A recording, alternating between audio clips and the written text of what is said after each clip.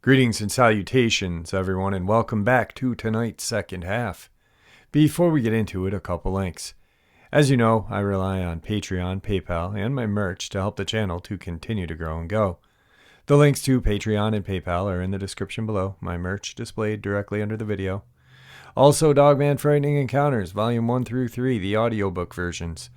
They were written and researched by Tom Lyons, narrated and produced by me, Jeffrey Nadolny. Those audiobooks are available on Audible, Amazon, and iTunes, the links to which are also in the description as well. And finally, last but definitely not least, if you'd really like to help support this channel to continue to grow and go, simply subscribe, click the like button, and please leave a comment. It really does help, and guys, it definitely matters. Now, everyone, I have taken far too much of your time. Let's get on with today's second half, shall we? Alright guys, so in today's second half, we are going to have some law enforcement altercations and a military kill team taking out 3 dogmen. Let's get into it. Hello Jeff, how are you? I can only tell you one true account of a werewolf in the White Mountains.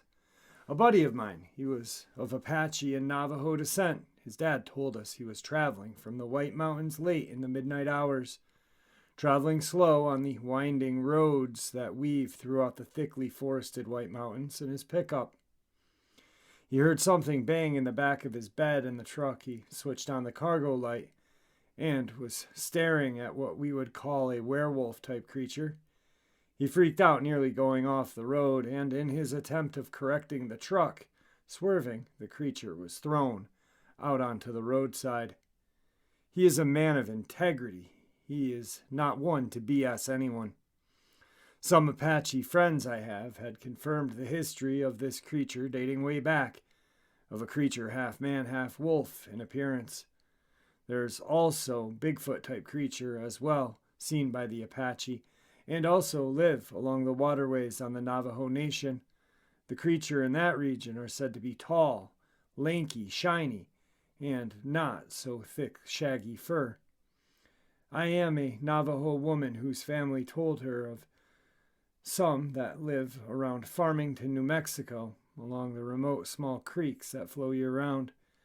I have not seen any of those creatures. I have experienced hunting on my property in remote regions south of the Petrified Forest.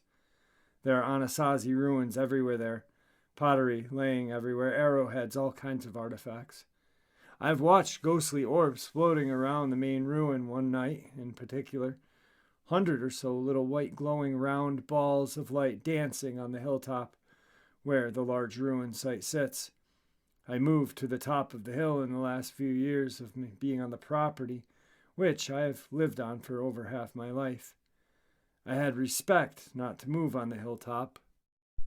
For many, many years, I had gotten a bigger trailer, and the only place flat enough for it was very long, was on the top hillside, where the main ruin site was. I feel I broke a sacred promise I had made to myself and moved up there, and our home became very haunted, noises and things that go bump in the night. They're a very strong energy there. They could touch you at any time. Most of the paranormal activity occurred from 1 in the morning till just before dawn. Believe it or not, you actually become used to it and live with it. There was a solar light that ended up under the trailer that stayed there for years. It was always on. That little light never went out, even in the frigid winter. Not ever seeing daylight to charge the battery, but nonetheless, that light never went dark. It was being energized from the ground. My son and I lived there. I became very sick, and I still am very sick. I moved to town about a year ago, and I sold my property that I had owned over 26 years. I paid $14,000 for that land. I just sold it for $5,000. The spirit of the Anasazi not only can torment you while awake, but can hurt you in your dreams with very dark things. I lived in peace for many, many years out there, being blessed with gifts from the spirit world, till I broke my pack and moved on that sacred ground. There's too much to tell you about. I can't type that much, Jeff. There are dark things here, gorgeous, beautiful country as well. One needs to be careful what they touch or where they go. It can cost a life. And it's as real as you and me. A young man and a friend entered a haunted place called Anasazi. I left tobacco offerings. Well, he scoffed at what I was doing. This 23-year-old died of mysterious causes not long after that night. I'm sorry that I have to say tonight. It is not exciting, but it is true. I have a photograph I captured of some ghostly spirit energy out on that property. When I can figure out how to send it to you, I will. I'm not computer savvy. I only have this phone with internet. I will also send you photos of petroglyphs and strange beings on the canyon walls out near my property. I love hearing your true encounters of Dogman and other things. This world has not even scratched the surface of revealing its mysteries. Keep doing what you're doing. It's good stuff. I will stay in touch with you if that's cool. Take care. Your friend and avid listener, WR. Today's second subscriber submission. Hi, Jeff. I've been listening to your show for about a year and several others before that. I've lived here for 50 years in the same location. My eyes were opened about 6 years ago. I believe there has been activity here for that whole time. The overactivity seems to have picked up the last 5 years, and the neighborhoods are growing a lot, and maybe they're being compressed into smaller area. Several times they have left me geographic wood messages. It seems to happen when they have an issue with something I have done that makes them uneasy or poaching in their property. I think they are getting a bit more at ease around me. Last summer, I was outside and decided to get some sun late in the afternoon. The sun was blistering hot and bright. I lied down on my reclining lawn chair and reclined it all the way back. I lied my shirt over my eyes to keep the sun out. I lied there for about 15 minutes. I was about 40 yards from the side wood line where I believe they frequent. I was lying quietly, about 100% awake. I started hearing small sticks breaking, like someone walking very carefully and slowly. At the edge of the wood line where the trees start is heavy, with small twigs and dry litter, where the trees shed their limbs. Also lots of dead leaves there as well. The area between me and the wood line is mowed and has less debris. At first, I thought it may be a squirrel, but I could hear the small twigs sounding like they were being broken underfoot. I listened to that slow snapping of very small twigs for 5 minutes or so. It seemed to be getting closer gradually. The sound of it reminded me of what I had done when I had been out stalking burglars, moving about one step every 20 seconds. Then at some point the sound changed. I still had the shirt over my eyes and I was trying not to move and just see what developed. Then I listened further. The sound changed to a more regularly overt soft walking, and I could hear what I thought was it going through the transition area between the woods and the cleared area. There is an old shallow drainage ditch there which has accumulated a deep layer of crunchy twigs and leaves, maybe 3 feet wide, that runs the length of the boundary.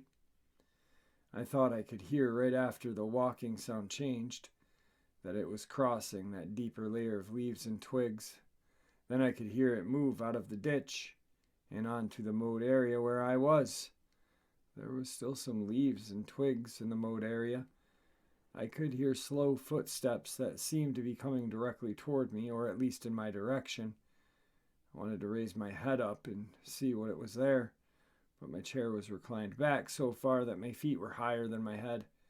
I can't bend my neck up enough to see in that direction. The chair has little levers that lock the chair's position. The steps were getting closer now, at least halfway to me. Only 30 to 40 yards to the wood line. I decided the only thing to do was unlock the chair and move the chair back upright. Can't do that quick enough, though. So, about when the sound was like maybe 20 feet away, I move the chair and rise up. When I do that, the footsteps stop, and there is nothing to be seen. The mowed area is wide open, no trees, closer than 50 yards in any direction. There was no sound after that, and no sign of anything. It all must seem like something was trying to come over to where I was sitting, walking as quietly as it could, but then it could not be seen when I rose up and opened my eyes. What the heck do you make of it? I know people have mentioned them evaporating in the scope before pulling the trigger. Another interesting thing that happened a couple of months ago was, out in that same general area in the afternoon, I was walking my dog on a leash, and the cat was walking with us as well. We all three play together often. It was a perfect warm day. We got to the middle of the back field in the middle of the mowed area, so I decided to sit down and soak up some more sun. The dog was just investigating the smells, and the cat was just near me, and I was scratching its back. We sat there for 10 or 15 minutes, just relaxing and enjoying the perfect day. It was quite quiet then. Then, out of the blue, I hear a noise coming from the woods. It sounded like noise came maybe 20 feet from the wood line. The interesting part was what the noise was.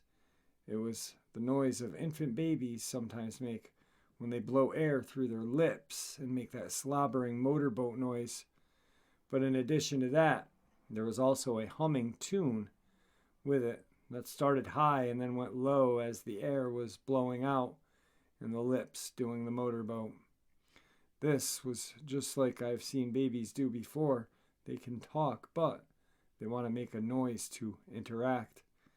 And this noise came from 20 to 30 feet over in the 7 to 10 foot tall palmettos. I lied there for about 10 more minutes. Then the three of us got up and I walked by the area and talked to them, saying hello, as Cat Hansen suggested, and friend. But I did not get any response. I imagined that a tiny one may be watching my dog and cat play and maybe wanted to participate, but Mommy must have just been frightened that Junior made a noise and revealed their presence accidentally. I wanted to try to give the idea that I knew they were there and it was okay. I want them not to feel threatened. I expect that there was probably an alpha male somewhere nearby on Overwatch. What do you make of the seemingly invisible one? P.S. I saw a huge bright orb at treetop level back in the 70s in the same wooded area. Thanks, Jeff T. Today's third encounter. Jeffrey, I've been listening to your channel and two others for a couple years now. I also read everything online in regards to the Dogman and Sasquatch. I know a lot of people who have encountered a cryptid. They become obsessed with all cryptids. Not me, just the Dogman. Okay, a couple of things. I've never commented on your channel or the other two. I just listen. I want to share my encounter with you and only you. My only thing, no names, and you will see why. I'm giving you permission to use my encounter on your channel, so this is my encounter, which I truly believe I am blessed to be alive after. I'm a police officer and have been for 17 years in the city of Kansas, in a city in Kansas, with the population of about 18,000. We also have a large wildlife refuge about 15 minutes from the police station. Mind you, prior to what I have to share with you, I never believed, thought, or questioned anything that I could not see or touch. So, here's the encounter. It was a hot summer day, August 20th. I just got to the station and was starting my day. At around 5 p.m., we received a call from a frantic woman stating she had been out at the refuge with her dog, a mini collie, and a creature came out of the woods and grabbed her dog and vanished into the woods. I asked her to please stay out of the woods and go to her car, lock her doors, and I will be there in less than 10 minutes. She sobbingly agrees and hangs up. My brain starts thinking, great hot day, and the wackos are out. I was thinking some homeless or drug-addicted person, or worse, a male predator grabbed this woman's dog too. Get the woman into the woods and accost her, or even worse. It took me less than 10 minutes to arrive at the parking area and speak to the victim. She told me what had happened. She was visibly shaking, crying. She was, in my eyes, completely terrified. I asked her if she was physically hurt. She was not, and I told her to head home. I asked her if she needed a ride home. She refused and drove home.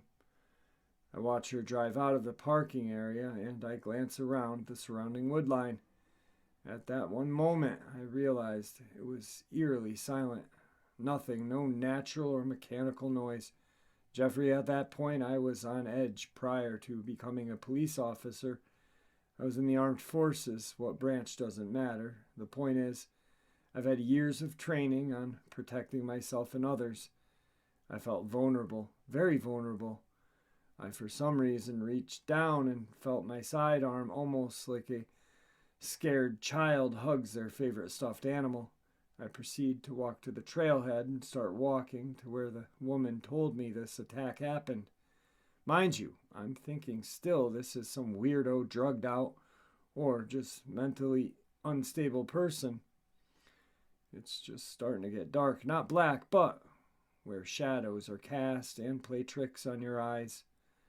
I walk about 400 feet into the woods. I am still on the trail, and I notice a dog collar with the lead still attached roughly 2 or 3 feet off the trail, and notice a fresh path.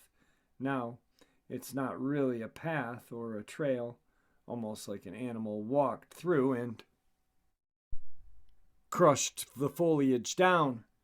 I start to look around the rough opening of this path. I've been hunting a few times when I was younger, and my dad and uncle were fairly good hunters and trackers. I noticed the way the brush and scrub are broke and bent. Something large came through here.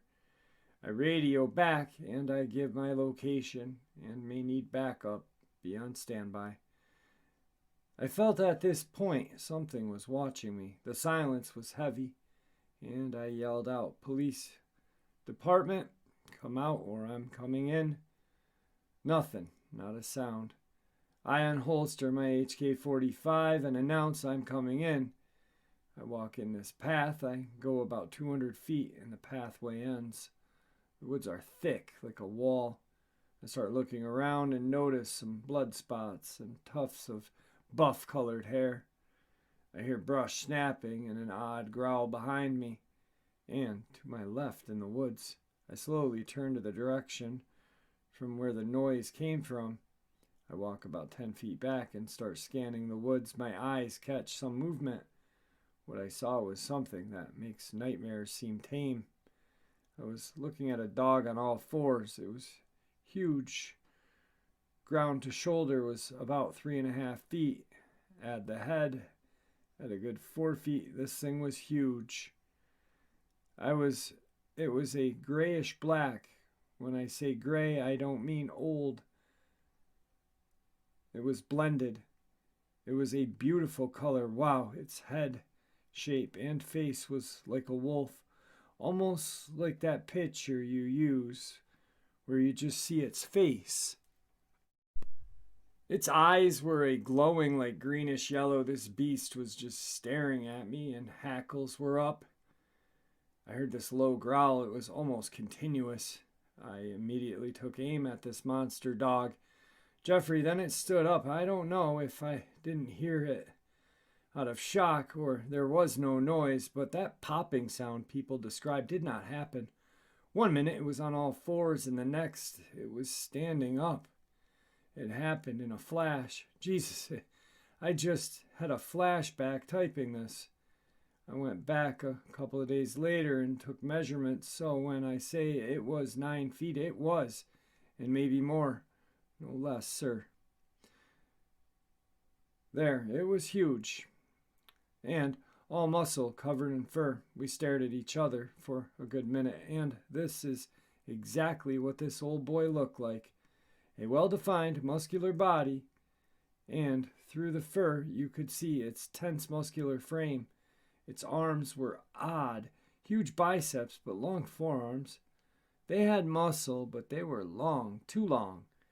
Its shoulders were about 3 feet wide and narrowed as it went to the waist. The chest, I remember thinking, the pecs were strange but muscular, with an outward chest cavity, not like a human, but like a dog. The claws and hands were terrifying. Its hands were about 9 inches, with 3-inch claws, and at the end of the fingertips, the genitals were visible. It was a male, and proud male. I am not going to get into that detail. But everything was dangling. The legs were so muscular, the upper part resembled well-defined runner's leg, had inverted knee and muscular calves. The feet were the weirdest, like a human foot and dog paw combined. I can't explain it properly, but they too had claws at the end. We continued to stare at each other, and my HK is aimed dead center in its chest. The head was huge. Its eyes looked at me like it was calculating what to do next. In one motion, it turned, dropped to all fours, and looked back at me, growled a god-awful noise, kind of a snapping its mouth, and that's when I saw its fangs, a yellowish row of pointed teeth, turned its head and ran out of sight. It just disappeared into the woods. I quickly and carefully made my way out of the woods and back to my patrol car. I sat there for a good while and reported to the station. I could not locate the suspect or missing dog. I drove back to the station in a daze, not believing what I had just seen. I wrote my report and stated the dog must have been stolen by an unidentified suspect and informed the woman that I didn't find her dog or suspect. She was crying and telling me it was not a person, it was a monster, and hung up. I went home and told my wife what had happened. She was not skeptical of my encounter, but we both agreed to tell no one. When I said I went back and took measurements, it was a couple days later, my day off, and armed with my service pistol, I went back with that path. It was a very nice day and atmosphere was normal. I walked to where the Dogman was standing and took out my tape measure and measured the trees, and it was no less than 9 feet. I did notice some remains of a torn-up animal, but it was unrecognizable. Since that day, I've been researching, like I said, everything I can find that's related to the Dogman. I've tried to contact the woman and her family, but apparently she moved about 7 months after this happened. I don't know if she moved because of the incident, but I can only assume. I was lucky. I thank the Lord every day, but I am very careful when I go on calls near that refuge or woods now. Thank you for your channel and your work. Be safe, everyone. Today's fourth subscriber submission. Jeff, first and foremost, I am happy to hear your surgery is done and you are doing well and back on the air. It's good to hear your voice. I'll try to keep this short. A couple years ago, my wife and I moved to the outskirts of Homerville, a couple of counties, over to a place between Valdosta and Statenville. My front and backyard is divided by a chain-link fence that meets the north and south sides of my house, about 3/4 of the way from the back front. At the time, I parked my truck on the north side of my house with the bed toward the gate and the nose facing the road, which is east. There are several other houses and house trailers around the small rural neighborhood. Most yards are fenced, and I'm pretty much the only fool that goes outside at night. Anyway, to the east there's a creek, and to the west is a small swamp. One night, early morning last February, I was outside smoking a cigarette, just in the front of my truck on the north side of the house. To the south-southeast is a little neighborhood. Out in the creek area, a pack of coyotes start going nuts for about 30 seconds or so. And just as suddenly as they started, they went silent. Everything else did as well. About a minute later, something even stranger started happening. Most of my neighbors' dogs, and they have fences. One by one, the dogs start raising hell and would charge toward the fence only to come to a screeching halt and run back to their homes, full throttle, tails tucked and whimpering. Whatever was making its way through the neighborhood, the dogs, even the biggest ones, wanted nothing to do with it. I couldn't see this thing, but I knew exactly where it was, as it was putting off the strongest don't F with me vibes I had ever felt in my life. It stuck to the shadows, and there is a tree that blocked my vision of the street that ends at the road. almost in line of my property. Whatever this thing was made a left turn to the south, and a few seconds later, when it was out of the furthest reaches of the yard lights, it used the shadows to cover and cross the road and continue west, where it crossed my fence. It circled around my house and came up to the gate behind my truck. I heard the gate metal on metal clink, and at the same time came the deepest growl I had ever heard. I felt it through my body. At this point, I'm not sure if I should say what I did, as it may not work for the next person. Something like this happens to you. Anyway, I stomped on the ground as hard as I could, barking like the biggest dog I could imitate, making my way clockwise around the truck to meet this beast head on. Only by the time I made it around the truck, the thing was gone, and the gate and fence were shaking. About a week later, all 15 of my wife's hens were missing, and her 3 roosters had been killed and mutilated and left for dead. Now she takes all the hens and just kills the roosters. Now what takes all the hens and kills the roosters? Anyway, as soon as the chicks were available, my sister-in-law, who lives with us, decided to replace the chickens. The new chicks are about 3/4 grown up. One night a couple of weeks ago, she realizes she left the door open on the coop. It was already dark out. She goes to close the coop and comes back shaking, white as a ghost, and wet her pants. I asked her what was wrong, Jeff, and she said something growled at her. It wasn't long after that, Jeff, I saw what I am pretty sure was a Dogman using the shadows to make its way south through my neighborhood. And that is what's been going on here, my friends. Your friend D. Tonight's final subscriber submission. Jeff, I took the liberty of drafting a version of my experience that you can use during your upload. While out finishing up my yard work late one evening, Friday, 28th October 2016, I became distracted by this weird, persistent, forlorn howl coming from the swamp on the other side of the housing area. Initially, it sounded like a big dog, like a bloodhound. Then I realized that dogs don't have the lung capacity and duration that this thing had, because it was coming from a kilometer away. It went on, then paused as if waiting for a response.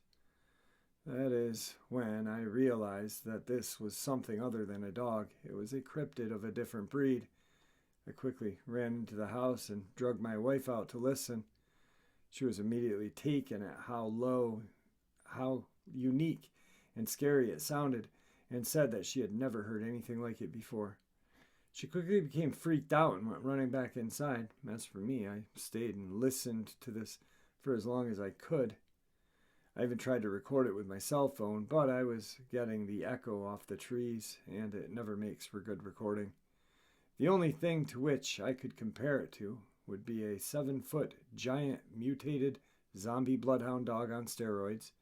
It did not sound hominid or primate. It was more canine in nature, like a Dogman. After listening to this thing for 50 minutes straight, it finally stopped.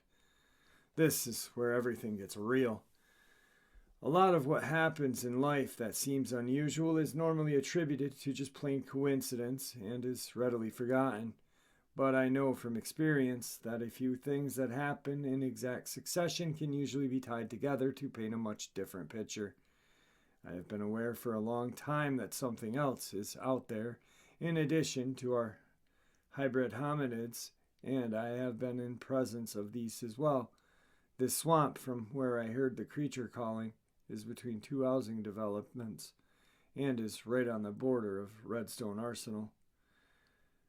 On that side of the garrison, just across the fence and tucked back in the woods, is a forward operating base, complete with a staging facility, forensic labs, helicopter landing pads, a night or two immediately following the howling, now early November 2016.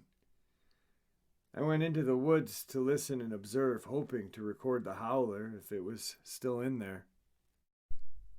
As luck would have it, there was a lot of activity that night.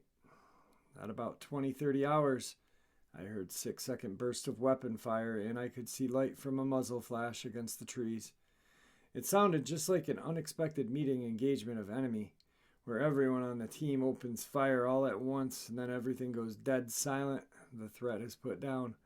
My sixth sense was pinging, telling me that this was a deliberate effort and somehow this howler was involved. I was also thinking about what else could be flushed out my way as a result of this action and decided to back out quickly. The very next day, I saw 2 cargo helicopters come in together, land at the FOB location on RSA.